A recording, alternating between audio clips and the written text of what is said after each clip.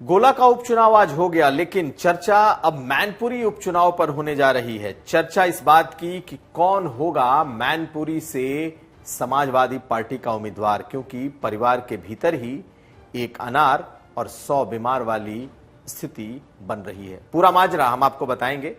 हम आपको यही बताएंगे कि जयंत चौधरी के विधानसभा अध्यक्ष को लिखे पत्र के बाद बीजेपी विधायक विक्रम सैनी ने कैसे पलटवार किया है। नमस्कार, मैं हूं कुमार अभिषेक, आप देख रहे हैं यूपी तक और हम हाजिर अपना न्यूज शो आज का यूपी लेकर।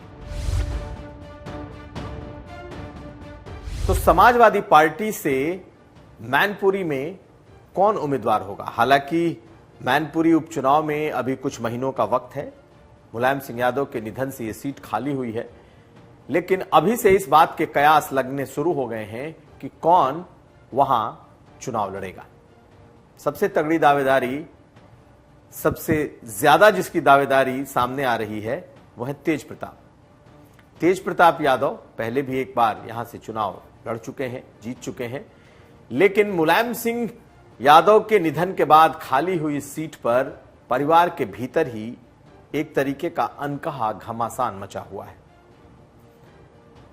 धर्मेंद्र यादव वो भी चाहते हैं वहां से चुनाव लड़ना, और शिवपाल यादव, हालांकि उनकी पार्टी अलग है लेकिन तकनीकी तौर पर अभी भी वो समाजवादी पार्टी के हैं और वो चाहते हैं कि वो उस सीट से चुनाव लड़े। डिंपल यादव इसमें कैटलिस्ट की भूमिका निभा सकती हैं।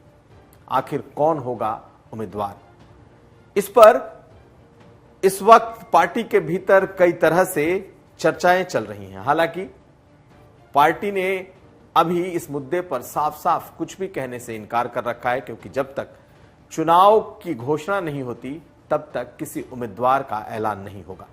लेकिन माना जा रहा है कि सबसे तगड़ी दावेदारी तेज प्रताप यादव की बनी हुई है।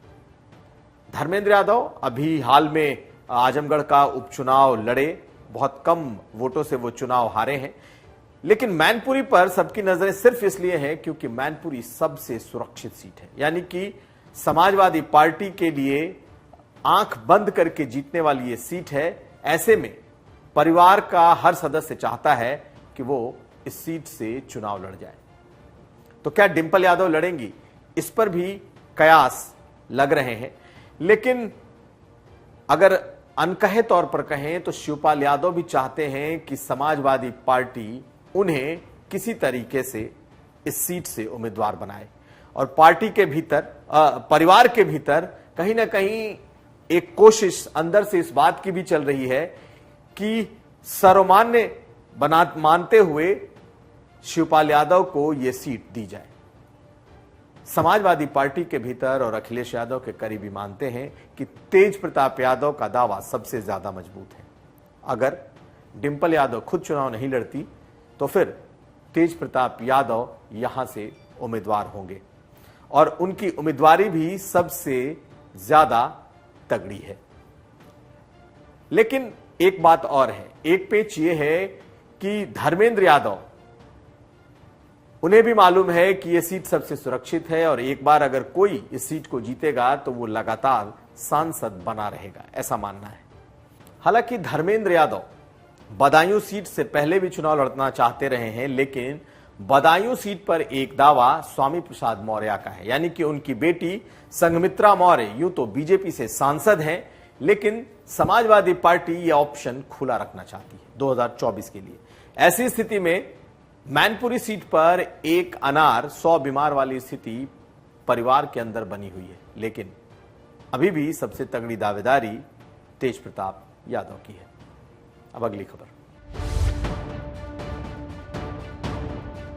2 दिन पहले जयंत चौधरी ने आरोप लगाया था कि आजम खान की सदस्यता तो रद्द कर दी गई, लेकिन 2 साल की सजा पाए बीजेपी के विधायक विक्रम सैनी को छोड़ दिया गया, और उन्होंने सीधे सीधे विधानसभा अध्यक्ष को पत्र लिखकर कहीं ना कहीं सवाल उठाए थे। आज बीजेपी विधायक विक्रम सैनी ने इसका जवाब दिया, और विक्रम सैनी ने यह जवाब दिया कि 2 साल की सजा होने पर किसी की सदस्यता नहीं जाती। अगर 2 साल से ज्यादा की सजा होती तब विधानसभा की सदस्यता जा सकती थी। ये जयंत चौधरी को जानना चाहिए। साथ साथ विक्रम सैनी ने यह भी आरोप लगाया कि मुस्लिम कार्ड खेल रहे हैं जयंत चौधरी और एक बार फिर जनता उन्हें 2024 में सबक सिखाएगी। क्या कह रहे हैं विक्रम सैनी, सुनिए। जयंत चौधरी ने कहा है कि आजम खान को 3 साल की सजा हुई, उनकी विधानसभा सदस्यता चली गई, तो विक्रम सैनी की भी चली जानी चाहिए। प्रावधान ये है और सुप्रीम कोर्ट के द्वारा किया गया है कि 2 साल से ऊपर जिसको सजा होती है उसकी सदस्यता रद्द होती है, ना कि 2 साल वाली। ये 2 साल की सजा हुई है, सदस्यता का बरकरार है, इससे कोई खतरा नहीं। आज एक तस्वीर सामने आई और वो तस्वीर थी लक्ष्मीकांत वाजपेयी और धनंजय सिंह के मुलाकात की। योगी सरकार में मंत्री दयाशंकर सिंह और लक्ष्मीकांत वाजपेयी दोनों चुनाव के पहले सिलेक्शन कमेटी में सबसे अहम पद पर थे। यही दोनों नेता इस बात को तय कर रहे थे या इस बात का रिकमेंडेशन कर रहे थे कि पार्टी में कौन कौन लोग शामिल हो सकते हैं, किन्हें किन्हें दूसरी पार्टियों से लाया जाना चाहिए। आज यह तस्वीर सामने आई जिसमें दयाशंकर सिंह और लक्ष्मीकांत वाजपेयी, जो कि अब राज्यसभा सदस्य हैं, दोनों ने बाहुबली धनंजय सिंह से मुलाकात की है। जौनपुर के बाहुबली पूर्व सांसद धनंजय सिंह हैं और धनंजय सिंह इस वक्त जेडीयू के उत्तर प्रदेश के सबसे बड़े नेता हैं। जेडीयू से नीतीश कुमार ने उन्हें अपना सबसे बड़ा नेता उत्तर प्रदेश में बना रखा है, लेकिन इस मुलाकात के मायने निहितार्थ अब निकाले जाएंगे। क्या बीजेपी धनंजय सिंह के साथ पींगे बढ़ा रही है? जौनपुर बीजेपी की सबसे कमजोर सीटों में से एक है।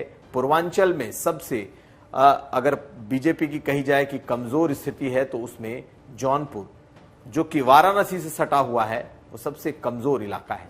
ऐसे में इस मुलाकात के मायने निकाले जा सकते हैं। छोटी छोटी पार्टियों ने भी निकाय चुनाव में अपना दम दिखाने का फैसला किया है। शिवपाल यादव की पार्टी प्रसपा स्टूल चुनाव निशान पर चुनाव लड़ने जा रही है और लखनऊ में उसके जो नेता हैं उन्होंने बाकायदा ऐलान कर दिया है कि लखनऊ में प्रसपा यानी कि प्रगतिशील समाजवादी पार्टी यहां से निकाय चुनाव में अपना दम दिखाएगी, अपने उम्मीदवार उतारेगी। वहीं ओम प्रकाश राजभर ने भी कहा है कि वो भी उत्तर प्रदेश में निकाय चुनाव में अपनी पूरी ताकत झोंकने जा रहे हैं और जहां जहां मजबूत सीटें हैं, जहां जहां उन्हें लगता है कि उनकी पार्टी मजबूत है, वहां वो पूरी ताकत के साथ चुनाव लड़ेंगे। अब देखना यह है कि निकाय चुनाव क्या 2024 का सेमीफाइनल होने जा रहा है। तो यह था आज का यूपी। हम फिर हाजिर होंगे, तब तक आप देखते रहिए यूपी तक।